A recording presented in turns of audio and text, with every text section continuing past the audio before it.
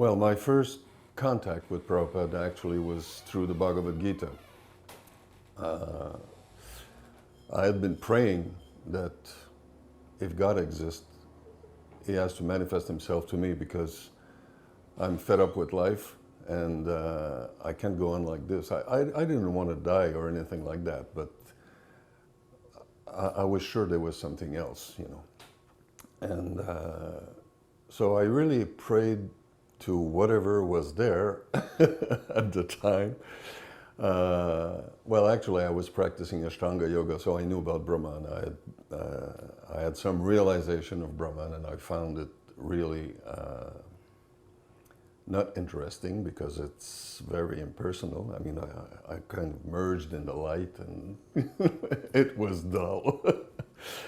So that's when I actually prayed, if there's something else to the absolute truth, then, you know, show it to me. And the next day, some devotees knocked on my door. It was Vishnurata and who was in charge of GBC of Canada at that time.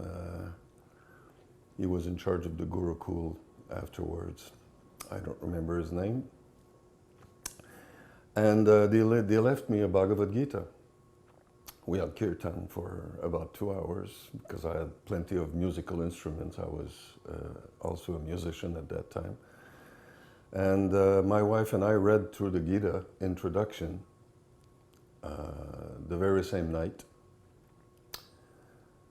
And it was clear to me that all the answers I was looking for were there. So we decided to go to the temple. And as soon as we got to the temple, which was an old bowling alley on the 3rd floor of a building, the first thing I saw was the Prabhupada picture holding his cane made in Russia next to Imavati. And I immediately recognized him as my spiritual master. So, you know, it's like we met before. And here we are again.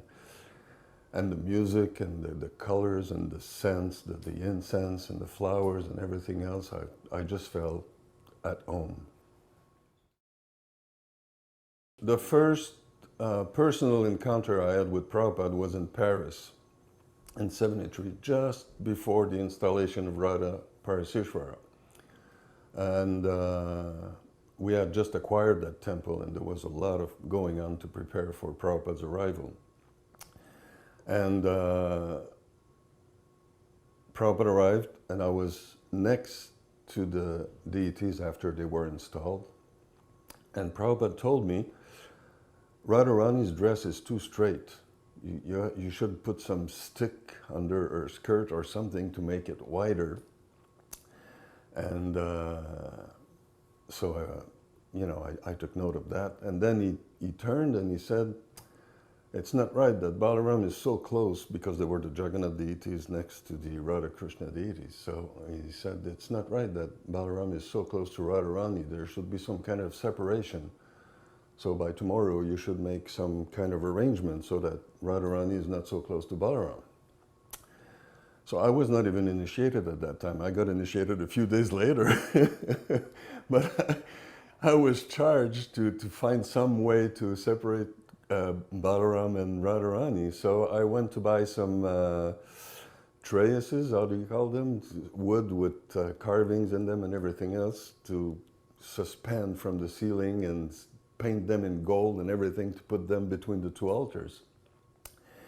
And well, that was the very first personal encounter I had with Prabhupada. When I got my first initiation, I got to Prabhupada and he asked me for the 4 regulative principles and everything. And I think it's Pradyumna who had the list of the names for the new devotees. And he gave some name to Prabhupada. And Prabhupada looked at me and he said, no. I went, you know, he doesn't want to initiate me. You know, I froze there for, you know, a length of time, which for me, it was an eternity. And then he looked at me right in the eyes and he said, Vishnurata, Prabhu. And then everybody went, Haribol. He said, one was always protected by Vishnu. I later learned that it was the name of Parikshit Maharaj. And so that was quite an experience. Being close to Prabhupada on my second initiation too. And then the other occasions I had to be with Prabhupada, well, was finding him, going to lectures, morning walks in Paris. I didn't ask any question. I was kind of shy to ask questions during the morning walks. I have pictures of Prabhupada looking at me and talking to me during the morning walks, and I don't remember what he said. But in Vrindavan, I was with him for several days, and we had many morning walks on which Prabhupada was, telling about the plants. This can cure this can cure that, and he was talking about the lands that were not used properly by some of his god brothers, and some business that was going on in Vrindavan and everything else. Well, I was about to translate the Upanishad in French, and we had some meeting with Bhagavan, Yogeshwar, and Vishwambar, and I think Janardari was there at that time too, because, we found that there was some discrepancies in the English, that it was not flowing, that there was some choice of words which were not quite appropriate. The sentences were not always linked properly. So since translation always involves some kind of rewriting in some way or another, Bhagavan decided to ask Prabhupada if we could edit the contents of the Upanishad to make it more relevant, to make it more to the point, to give him more credit for that book, because the content was very rich. And Prabhupada said, yes, you have my blessing. You just edited the way you think is best in French, and you have my approval. And that's what we did. We edited the English, and then I translated from that edited version that was discussed between all the senior devotees. And then the French version was also reviewed by all the senior devotees, and everything was satisfied with the result. And a similar thing happened with the first canto of the Bhagavatam, because some passages, when we translate, we try to go to as many sources as possible. And I noticed that in Prabhupada's Indian edition of the Bhagavatam, there was many discrepancies with the printed English edition from LA. And then I noticed that some sentences were missing, some paragraphs were missing, and some things were said differently. So we prepared a whole dossier, then we couldn't present it to Prabhupada at that time. He said, just go to Rameshwar and explain him what the situation is. So I went to LA with Avyaya, the Prabhu at that time, and Rameshwar said, we can't do anything about that. We have to leave the English as it is. But he said, you do what you have to do in French. So some people have noticed over the years that sometimes the French does not reflect the English, but that's because the French has been made, the translation has been done, taking into account also the Indian edition, which was the original Bhagavatam written by Prabhupada himself. Then regarding editing, the last thing is in Vrindavan when I was asked to be Prabhupada's secretary. Dhananjaya and Brahmananda came to me and said, Shrutakirti has to go, can you become Prabhupada's secretary? And I said, I've got a wife and 2 kids in New Mayapur, I'm in charge of the translation, we should ask Prabhupada. And so we did. We asked Prabhupada, and Prabhupada said, I don't need any servant. Your service is 1,000 times more important than anyone serving me personally. So you go back to France and you translate. You keep translating my books, and then when you're finished translating my books, you write your own books about Krishna consciousness. And that was it. I would have loved to be Prabhupada's secretary, but at the same time, I felt so unqualified to be with Prabhupada all the time, so Prabhupada gave the answer, and that was it, and I was happy with it.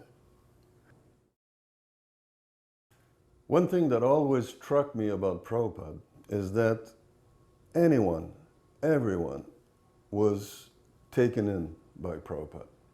You know, whether it be some dirty hippie, whether it be some doctor, some professor, some priest, some, you know, all the kinds of devotees we have in ISKCON, you know, some of them come from all walks of life, and everyone, you look at the pictures today, I mean, we got thousands and thousands of them, and everyone, the way they look at Prabhupada, the way they listen to Prabhupada, everybody was just taken in by Prabhupada.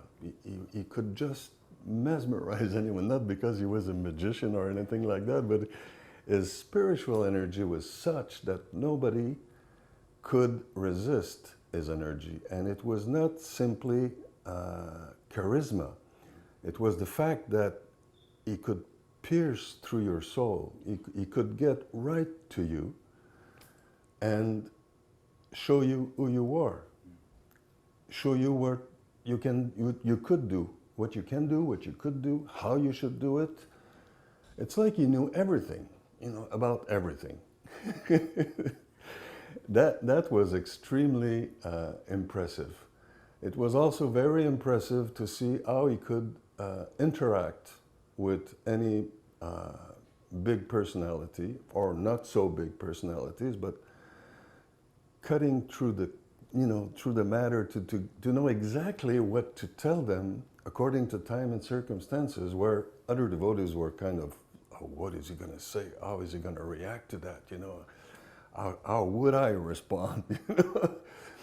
And Prabhupada just hit the nail every time, every single time.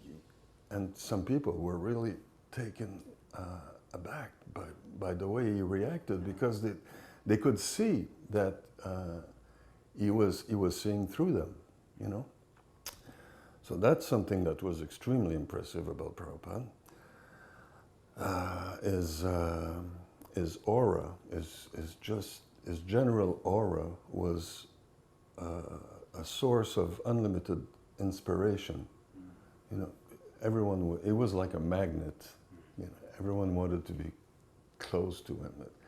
Actually, when he left from the airport, you know, from the temple, you know, it was unbearable. It was like Krishna leaving Vrindavan. Nobody wanted to be separated from Prabhupada. Everyone wanted to be close to Prabhupada, to have personal relationship with Prabhupada, or to just sit there and look at Prabhupada, you know, just to be with Prabhupada. That's the kind of personality he was. And, you know, it's like we don't know who he was, where he came from, but obviously, to me, it's obvious that he had special powers. He was coming from the spiritual sky. You know, some say Shaktavesh avatar, some say, you know, he was a Gopa, he was this, he was that, but whatever. It's obvious that no other personality I've ever met or heard of or seen on film or interviews or anything like that, no one had that kind of potency. It was just unique. And at the same time, not everyone could recognize it, you know. Some people were still reluctant to his teaching, to what he was trying to explain. I'm thinking of Cardinal Danielou in Paris, who was all for meat eating, you know, and he wouldn't give up, and Prabhupada would try to explain. He was hard. He was hitting the nail very hard, and the guy just didn't budge. So there were people who kept their own beliefs and ideas, and that's natural, I guess, because not everyone wants to take to spiritual life, but he still had that. I mean, I'm sure these people kept some image of Prabhupada that he really shake their house, somehow or other, shake their beliefs, and even though they stick to it.